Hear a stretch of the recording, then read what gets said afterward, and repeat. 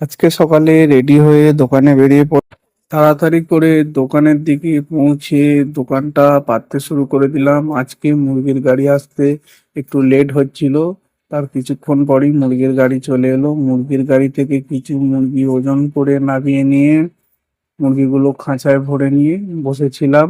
তারপর প্রথমে একটি কাকিমা এলো, ওনাকে মুরগি কেটে দিয়ে, আর একটা দাদা এলো, ওনাকেও মুরগি কেটে দিয়ে তারপরে আবার মুরগি কাটতে শুরু করে দিলাম। হ্যাঁ, তোমরা যারা আমাকে চেনো না, আমার নাম সুমন।